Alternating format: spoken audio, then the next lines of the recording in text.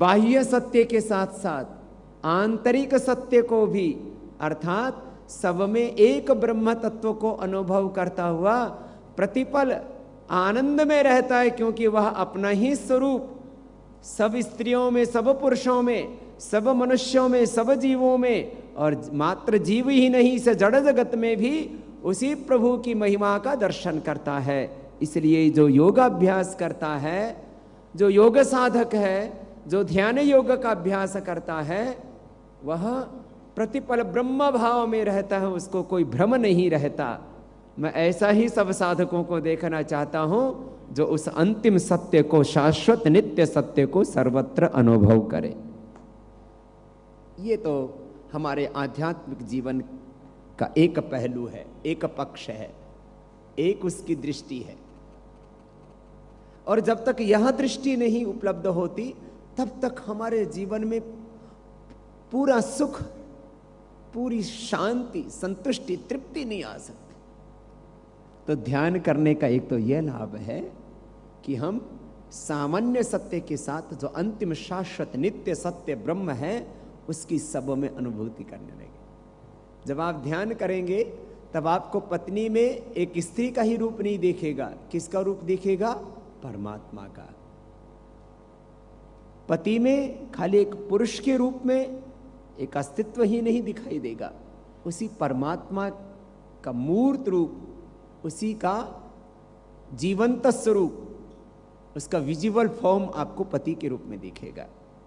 तो जब आपको पति में, पत्नी में, माता पिता में, गुरु में, शिष्य में, पुत्र में, मित्र में, वस्तु में, व्यक्ति में, सब संबंधों में, संपूर्ण संपत्ति ऐश्वर्य में उस ब्रह्म का रूप दिखने लगे, तो समझ लेना आपका ध्यान पूरा हो रहा है, नहीं तो अभी ध्यान अधूरा है। यहीं से आपको अभ्यास करना है। रोज ध्यान करो, भीतर भी उस भगवान को देखो और सर्वत्र उसी ब्रह्म की महिमा को अनुभव करो। हम एक भजन गाते हैं ना, कौन कहे तेरी महिमा, कौन कहे तेरी माया,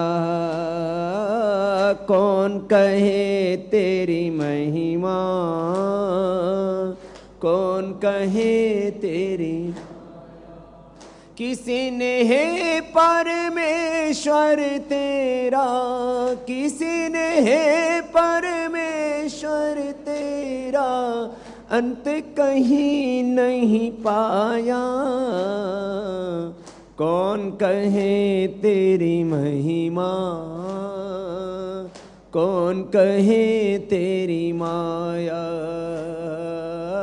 कौन कहे तेरी महिमा, कौन कहे तेरी। एक वेद का मंत्र मेरे साथ बोलेंगे, तुंजे तुंजे या उत्तरे, तुंजे तुंजे या उत्तरे, स्तोमा इंद्रस्य वज्रिणः, स्तोमा इंद्रस्य न विंधे अस्य सुष्टुतिं, न विंधे अस्य। जब हम गुरुकुल में गए तो ये गुरुकुल की दीवारों पर ये मंत्र गुरुजी ने कोई जगह लिखा हुआ था। इसका अर्थ होता है तुंजे तुंजे या उत्तरे, स्तोमा इंद्रस्य वज्रिणः न विंधे अस्य सुष्टुतिम्। जैसे जैसे भगवान की महिमा का विचार करते हैं वो उससे पार नजर आता है। कभी सोचो, इस सूरज को, इस चांद को, इस पूरे ब्रह्मांड को, आकाश में कितने तारे हैं, एक एक तारा एक एक सूर्य है, और सूर्य से भी कई गुना बड़ा है। कितनी महिमा उस परमात्मा की, कैसे उसने सारे ब्रह्मांड को बनाया है और कण कण में वही समाया है। मैं बोलता हूं ना बॉडी के बारे में, 1 cell equal to 1 body and 1 body equal to 1 universe. कितनी महिमा उस परमात्मा की। तो जब भगवान का ध्यान करते हैं तब भगवान के सिवा और कोई नजर ही नहीं आता है। तो ऐसे हमारे सब साधकों की दृष्टि, ऐसे सब साधनों की चेतना का, ऐसे सब साधकों के जीवन का स्तर हो जाए कि सबको सर्वत्र ब्रह्म भाव में जीने का अभ्यास हो जाए। जब ऐसा हो जाएगा तो इससे लाभ क्या है? तो सब जगह जब भगवान की महिमा का साधक अनुभव करता है और उसके साथ अपना संबंध जोड़ लेता है तो सब कुछ भगवान का और मैं भी किसका? भगवान का। तो मैं भगवान का और सब कुछ भगवान का, तो सब कुछ मेरा ही है। तो फिर कुछ पाना शेष नहीं रह जाता। लोभ से मुक्त हो जाता है व्यक्ति, फिर किसी से द्वेष नहीं होता है। लोभ से मुक्त हो गया, द्वेष से मुक्त हो गया। आदमी यही तो करता है पूरे जीवन में, सत्ता, संपत्ति, सम्मान, सुख, सुविधाएं, ये सब मुझे मिल जाएं। तो जब मुझे मेरे भगवान मिल गए तो मुझे सब कुछ मिल गया। मेरे भगवान से ज्यादा कोई धनवान,